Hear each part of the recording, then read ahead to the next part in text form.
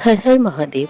आप सभी श्रद्धालु श्रोताओं का हृदय से स्वागत है शिव पुराण रुद्र संहिता भाग 3 के इस पावन प्रसंग में। आज हम बढ़ते हैं अध्याय 6 से 10 की ओर, जहां एक अनुपम चमत्कार घटित होता है। देवी सती, जिन्होंने योग अग्नि में स्वयं को अर्पित कर दिया था, अब देवी पार्वती के रूप में हिमालय राज के घर पुनर्जन्म लेती हैं। यह कथा है उस पुनर्जन्म की, उस दिव्य संकल्प की जो सिर्फ महादेव के लिए लिया गया था। और साथ ही होता है देवी पार्वती का नामकरण, जो स्वयं ब्रह्मा जी के मुख से उच्चारित हुआ है। यदि आप हमारे चैनल पर नए हैं तो कृपया सब्सक्राइब जरूर करें, क्योंकि ऐसी दिव्य कथाएं जीवन का मार्ग प्रशस्त करती हैं। तो चलिए आरंभ करती हूँ उस पुत्री की कथा, जो केवल शिव को पति रूप में प्राप्त करने के लिए अवतरित हुई। जय पार्वती माता। शिव पुराण श्री रुद्र संहिता तृतीय खंड छठा अध्याय, पार्वती जन्म। ब्रह्मा जी कहते हैं, हे नारद, तत्पश्चात हिमालय और मैना देवी भगवती और शिव जी के चिंतन में लीन रहने लगे। उसके बाद जगत की माता जगदम्बिका अपना कथन सत्य करने के लिए अपने पूर्ण अंशों द्वारा पर्वतराज हिमालय के हृदय में आकर विराजमान हुई। उस समय उनके शरीर में अद्भुत एवं सुंदर प्रभाव उतर आए। वे तेज से प्रकाशित हो गए और आनंद हो देवी का ध्यान करने लगे। तब उत्तम समय में गिरिराज हिमालय ने अपनी प्रिया मैना के गर्भ में उस अंश को स्थापित कर दिया। मैना ने हिमालय के हृदय में विराजमान देवी के अंश से गर्भ धारण किया। देवी जगदम्बा के गर्भ में आने से मैना की शोभा और कांति निखर आई और वे तेज से संपन्न हो गईं। तब उन्हें देखकर हिमालय बहुत प्रसन्न रहने लगे। जब देवताओं सहित श्री हरि और मुझे इस बात का ज्ञान हुआ, तो हमने देवी जगदम्बिका की बहुत स्तुति की और सभी अपने अपने धाम को चले गए। धीरे धीरे समय बीतता गया। 10 माह पूरे हो गए जाने के पश्चात देवी शिवा ने मैना के गर्भ से जन्म ले लिया। जन्म लेने के पश्चात देवी शिवा ने मैना को अपने साक्षात रूप के दर्शन कराए। देवी के जन्म दिवस वाले दिन बसंत ऋतु के चैत्र मास की 9वीं तिथि थी। उस समय आधी रात को मृगशिरा नक्षत्र था। देवी के जन्म से सारे संसार में प्रसन्नता छा गई। मंद मंद हवा बहने लगी। सारा वातावरण सुगंधित हो गया। आकाश में बादल उमड़ आए और हल्की हल्की फुहारों के साथ पुष्प वर्षा होने लगी।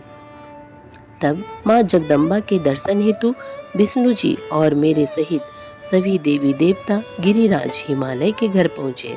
देवी के दर्शन कर सबने दिव्य रूपा महामाया मंगलमयी जगदम्बिका माता की स्तुति की। तत्पश्चात सभी देवता अपने अपने धाम को चले गए। स्वयं माता जगदम्बा को पुत्री रूप में पाकर हिमालय और मैना धन्य हो गए। वे अत्यंत आनंद का अनुभव करने लगे। देवी के दिव्य रूप के दर्शन से मैना को उत्तम ज्ञान की प्राप्ति हो गई। तब मैना देवी से बोली, हे जगदम्बा, हे शिवा, हे महेश्वरी, आपने मुझ पर बड़ी कृपा की, जो अपने दिव्य स्वरूप के दर्शन मुझे दिए। हे माता, आप तो परम शक्ति हैं। आप तीनों लोगों की जननी हैं और देवताओं द्वारा आराध्य हैं। हे देवी, आप मेरी पुत्री रूप में आकर शिशु रूप धारण कर लीजिए। मैना की बात सुनकर देवी मुस्कुराते हुए बोली, मैना, तुमने मेरी बड़ी सेवा की है। तुम्हारी भक्ति भावना से प्रसन्न होकर मैं तुम्हें वर मांगने के लिए कहा था और तुमने मुझे अपनी पुत्री बनाने का वर मांग लिया था। तब मैंने तथास्तु कहकर तुम्हें अविष्ट फल प्रदान किया था। तत्पश्चात मैं अपने धाम चली गई थी। उस वरदान के अनुसार आज मैंने तुम्हारे गर्भ से जन्म ले लिया है। तुम्हारी इच्छा का सम्मान करते हुए मैंने तुम्हें अपने दिव्य रूप के दर्शन दिए। अब आप दोनों दंपति मुझे अपनी पुत्री मानकर मेरा लालन पालन करो और मुझे स्नेह रखो। मैं पृथ्वी पर अद्भुत लीलाएं करूंगी तथा देवताओं के कार्यों को पूरा करूंगी। बड़ी होकर मैं भगवान शिव को पति रूप में प्राप्त कर उनकी पत्नी बनकर इस जगत का उद्धार करूंगी। ऐसा कहकर जगत माता देवी जगदम्बा चुप हो गईं। तब देखते ही देखते देवी भगवती नन्हे शिशु के रूप में परिवर्तित हो गईं। जय माँ जगदम्बे। शिव पुराण श्री रुद्र संहिता तृतीय खंड 7वां अध्याय पार्वती का नामकरण। ब्रह्मा जी बोले, हे मुनि श्रेष्ठ नारद, मैना के सामने जब देवी जगदम्बिका ने शिशु रूप धारण किया तो वे सामान्य बच्चे की भांति रोने लगी। उनका रोना सुनकर सभी स्त्रियां और पुरुष जो उस समय वहां उपस्थित थे प्रसन्न हो गए। उस श्याम कांति वाली नील कमल के समान शोभित उस परम तेजस्वी सुंदर कन्या को देखकर गिरिराज हिमालय बहुत प्रसन्न हुए। तब शुभ मुहूर्त में हिमालय ने अपनी पुत्री का नाम रखने के बारे में सोचा। उस समय मैना और हिमालय बहुत प्रसन्न। तब देवी के गुणों और सुशीलता को देखकर उनका नाम पार्वती रखा गया। चंद्रमा की कला की तरह हिमालय पुत्री धीरे धीरे बड़ी होने लगी। उसके अंग प्रत्यंग चंद्रमा की कला एवं बिंब के समान अत्यंत शोभायमान होने लगे। गिरिजा अपनी सहेलियों के साथ खेलती थी। पार्वती अपनी सखियों के साथ कभी गंगा की रेत से घर बनाती तो कभी कंदूक की क्रीड़ा करती। खेलती खेलती वे बड़ी होने लगी। जब वे शिक्षा के योग्य हो गई तो आचार्यों ने उन्हें विभिन्न धर्म शास्त्रों का उपदेश देना प्रारंभ किया। उससे उन्हें अपने पूर्व जन्म की सभी बातें स्मरण हो आई। मुने, इस प्रकार मैंने शिवा की लीला का वर्णन तुमसे किया है। एक समय की बात है, तुम शिव लीला से प्रेरित होकर हिमालय के घर गए। हे नारद, तुम शिव तत्व के ज्ञाता हो और उनकी विभिन्न लीलाओं को समझते हो। तुम्हें आया हुआ देखकर हिमालय और मैना ने तुम्हें प्रसन्नता पूर्वक नमस्कार किया तथा खूब आदर सत्कार किया। तत्पश्चात हिमालय ने अपनी पुत्री पार्वती को बुलाया और उससे तुम्हारे चरणों में प्रणाम कराया। फिर स्वयं भी बार बार नमस्कार करने लगे और बोले, हे मुनियों में श्रेष्ठ नारद, हे ब्रह्मपुत्र नारद, आप परम ज्ञानी हैं। आप सदैव सबका उपकार करते हैं। आप भूत भविष्य और वर्तमान जानते हैं। आप परोपकारी और दयालु हैं। कृपया मेरी कन्या का भाग्य बताएं और मुझे यह भी बताएं कि मेरी बेटी किसकी सौभाग्यवती पत्नी होगी। नारद जी बोले, हिमालय के ऐसे प्रश्न सुनकर तुमने पार्वती का हाथ देखा और उसके मुखमंडल को देखकर कहना शुरू किया, हे गिरिराज और मैना, आपकी यह पुत्री चंद्रमा की कला की तरह शोभित हो रही है। यह समस्त शुभ लक्षणों से युक्त है। इसका भाग्य बड़ा प्रबल है। यह अपने पति के लिए सुखदायिनी होगी, साथ ही अपने माता पिता के यश और कीर्ति को बढ़ाएगी। यह परम साध्वी और संसार की स्त्रियों में सर्वश्रेष्ठ होगी। इसका पति योगी, नग्न, निर्गुण, काम वासना से रहित, माता पिताहीन, अभिमान से रहित, पवित्र एवं साधु वेशधारी होगा। इस बात को सुनकर मैना और हिमालय दोनों दुखी हो गए। पार्वती देवी सोचने लगी कि मुनि नारद की बात हमेशा सत्य होती है। जो लक्षण नारद जी ने बताए हैं वे सभी तो शिव जी में विद्यमान है। भगवान शिव को अपना भावी पति मानकर पार्वती मन ही मन हर्ष से खिल उठी और शिव जी के चरणों का चिंतन करने लगी। तब हिमालय बड़े दुखी स्वर से बोले कि हे नारद, अपनी पुत्री के भावी पति के विषय में जानकर मैं बहुत दुखी हूँ। आप मेरी पुत्री को बचाने का कोई मार्ग सुझाएं। गिरिराज हिमालय के ये वचन सुनकर श्री नारद ने कहा, गिरिराज, मेरी कही बात सर्वथा सच होगी, क्योंकि हाथ की रेखाएं ब्रह्मा जी द्वारा लिखी जाती है और कभी भी झूठ नहीं हो सकती। इस रेखा का फल तो अवश्य मिलेगा, किंतु ऐसा होने पर भी पार्वती सुखपूर्वक रहे। इस हेतु पार्वती का विवाह भगवान शिव से कर दे। भगवान शिव में ये सभी गुण हैं। महादेव जी में ये अशुभ लक्षण भी शुभ हो जाते हैं। इसलिए गिरिराज, तुम बिना विचार किए अपनी कन्या का विवाह भगवान शिव से कर दो। वे सबके ईश्वर हैं तथा निर्विकार हैं, सामर्थ्यवान और अविनाशी हैं, किंतु ऐसा होना इतना सरल नहीं है। पार्वती शिव विवाह तभी संभव हो सकता है जब किसी तरह भगवान शिव प्रसन्न हो जाए। भगवान शंकर को प्रसन्न करने और बस में करने का सबसे सरल और उत्तम साधन है, यदि आपकी पुत्री भगवान शिव की अनन्य भक्ति भाव से तपस्या करे तो सब ठीक हो जाएगा। पार्वती भगवान शिव को पति के रूप में प्राप्त करेंगी। वे सदैव भगवान शिव के अनुसार ही कार्य करेंगी, क्योंकि वे उत्तम व्रत का पालन करने वाली महासाध्वी हैं। वे अपने माता पिता के सुख को बढ़ाने वाली हैं। गिरिराज हिमालय भगवान शिव और शिवा का प्रेम तो अलौकिक है। ऐसा प्रेम न तो किसी का हुआ और न ही होगा। भगवान शिव इनके अलावा और किसी स्त्री को अपनी पत्नी नहीं बनाएंगे। हिमालय शिव शिवा को एकाकार होकर देवताओं की सिद्धि के लिए अनेक कार्य करने हैं। आपकी पुत्री को पत्नी रूप में प्राप्त करके ही भगवान अर्धनारीश्वर होंगे। आपकी पुत्री पार्वती भगवान शिव की तपस्या से उन्हें संतुष्ट कर उनकी अर्धांगिनी बन जाएंगी। मुनि नारद तुम्हारे इन वचनों को सुनकर हिमालय बोले, हे मुनि श्रेष्ठ नारद, भगवान शिव सभी प्रकार की इच्छाओं का त्याग करके अपने मन को संयम में रखकर नित्य तपस्या करते हैं। उनका ध्यान सदैव परम ब्रह्मा में लगा रहता है। भला वे अपने मन को कैसे योग से हटाकर मोह माया के बंधनों में फंसने हेतु विवाह करेंगे। जो भगवान शिव अविनाशी, प्रकृति से परे, निर्गुण, निराकार और दीपक की लौ की तरह प्रकाशित है और सदैव परम ब्रह्मा के प्रकाश पुंज को तलाशते हैं, वे कैसे मेरी पुत्री से विवाह करने पर राजी होंगे। मेरी जानकारी के अनुसार भगवान शिव ने बहुत पहले अपनी पत्नी सती के सामने यह प्रतिज्ञा की थी कि वे उनके अलावा किसी और को पत्नी रूप में कभी भी स्वीकार नहीं करेंगे। अब जब सती ने अपने शरीर को त्याग दिया है तो वे किसी और स्त्री को कैसे ग्रहण करेंगे। यह सुनकर आपने कहा, गिरिराज, आपको इसकी चिंता नहीं करनी चाहिए। तुम्हारी कन्या ही पूर्व जन्म में दक्ष की पुत्री सती थी और शिव जी की प्राण प्रिया थी। अपने पिता दक्ष द्वारा अपने पति का अनादर देखकर लज्जित होकर सती ने योग अग्नि में अपने को भस्म कर दिया था। अब वही देवी जगदम्बा जो पहले सती के रूप में अवतरित हुई थी, अब पार्वती के रूप में तुम्हारी पुत्री बनी है। इसलिए तुम्हें पार्वती के विषय में चिंता करने की कोई आवश्यकता नहीं है। देवी पार्वती ही भगवान शिव की पत्नी होंगी।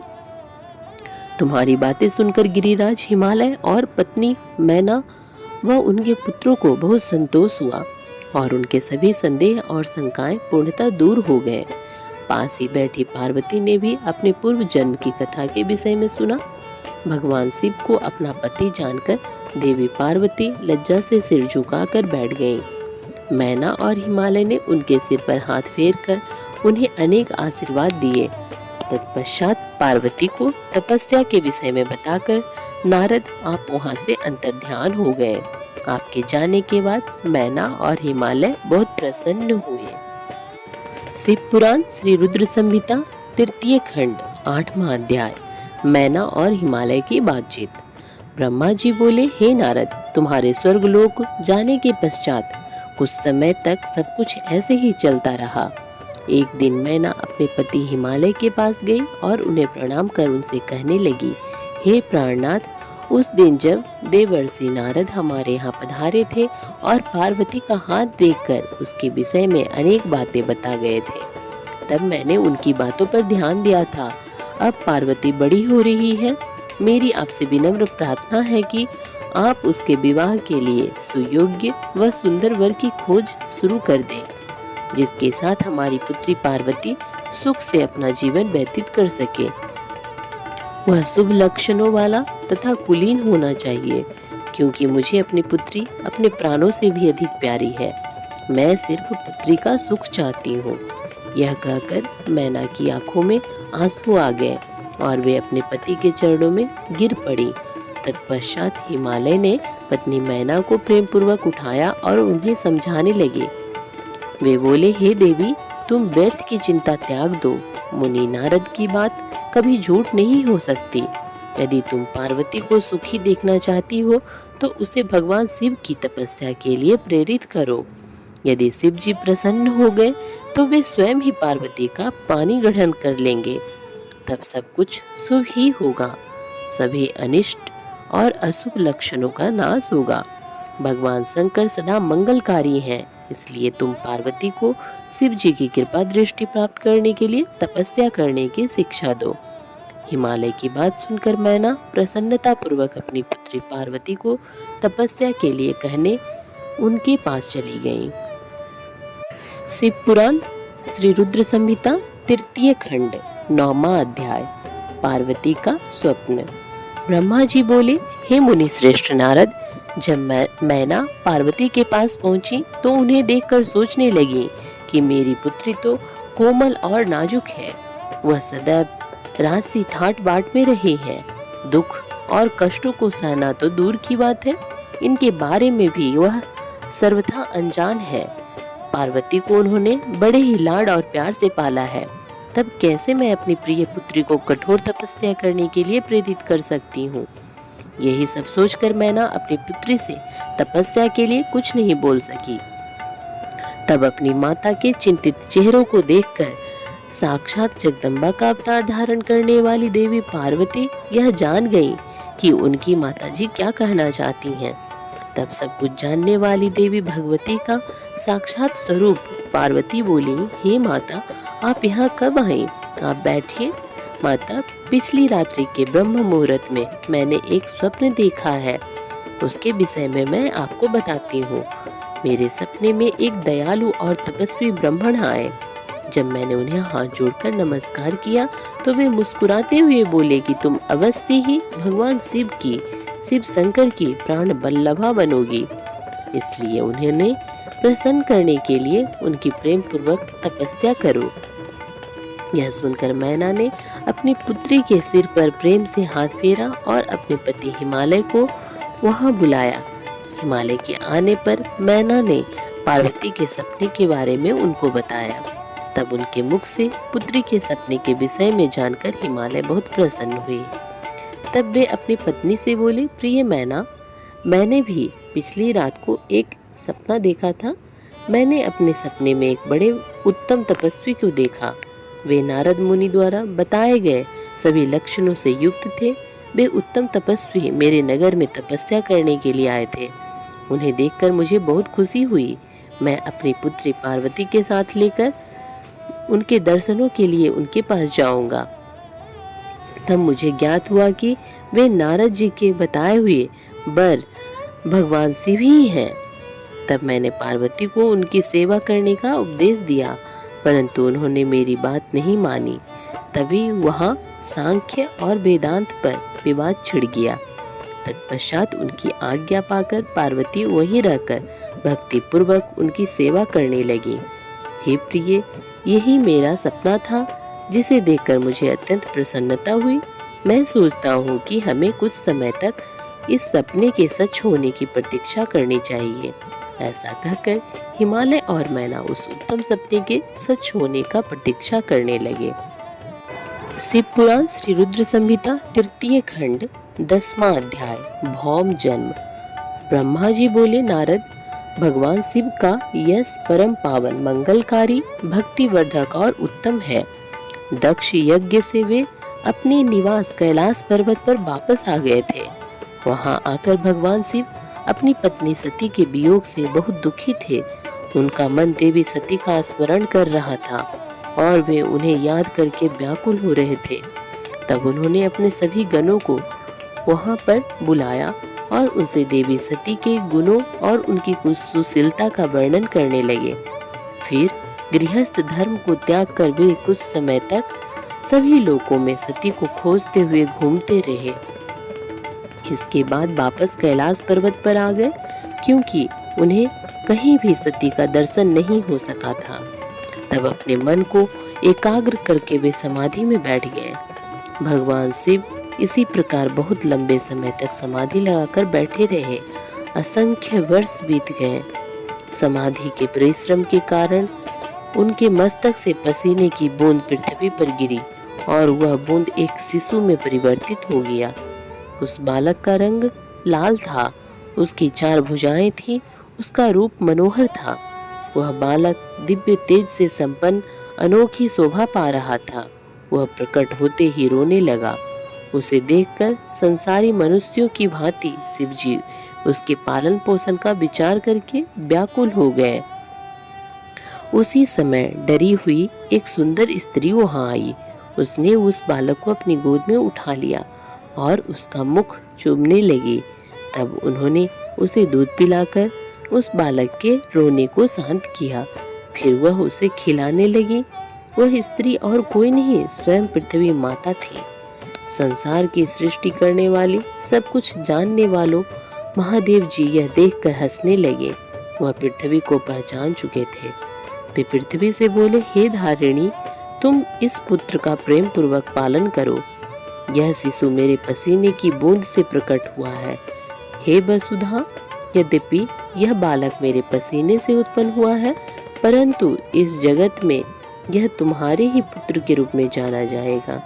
यह परम गुणवान और भूमि देने वाला होगा। यह मुझे भी सुख देने वाला होगा। हे देवी, तुम इसका धारण करो। नारद यह कहकर भगवान शिव चुप हो गए। उनका दुखी हृदय थोड़ा शांत हो गया था। उधर शिव जी की आज्ञा का पालन करते हुए पृथ्वी अपने पुत्र को साथ लेकर अपने निवास स्थान पर चली गई। बड़ा होकर यह बालक भौम नाम से प्रसिद्ध हुआ। युवा होने पर भौम काशी गया। वहां उसने बहुत लंबे समय तक भगवान शिव की सेवा आराधना की। तब भगवान शंकर की कृपा दृष्टि पाकर भूमि पुत्र भौम दिव्य लोक को चले गए। तो भक्तों, आज के इन अध्यायों में हमने जाना कैसे दक्ष प्रजापति की भूल से उत्पन्न त्रासदी नए रूप में बनती है एक पवित्र शुरुआत, और देवी पार्वती जन्म लेती हैं एक संकल्प के साथ, एक व्रत के साथ, केवल शिव को प्राप्त करने के लिए। उनका जन्म हर क्षण इस बात का प्रमाण है कि जब श्रद्धा अडिग हो तो स्वयं शक्ति भी जन्म लेती हैं। यदि आपको यह दिव्य श्रवण आनंददायक लगे तो कृपया वीडियो को लाइक करें, अपने परिजनों के साथ साझा करें और चैनल को जरूर से सब्सक्राइब करें ताकि हर कोई इस अनमोल ज्ञान से जुड़ सके। अब अंत में माँ पार्वती और भगवान शिव से क्षमा याचना करती हूँ। यदि वाणी में कोई दोष, कथन में कोई त्रुटि रह गई हो तो हे त्रिपुरारी, हे गिरिजा माता, हमें क्षमा करें। हमारा उद्देश्य केवल यही है, आपकी कथा को प्रेम से, श्रद्धा से और भक्ति से आप तक पहुंचाना। शीघ्र ही हम लेकर आएंगे अगले अध्याय, जहां देवी का तप प्रारंभ होगा और उनकी शक्ति का अनुभव होगा। तब तक के लिए हर हर महादेव। ओम नमः शिवाय।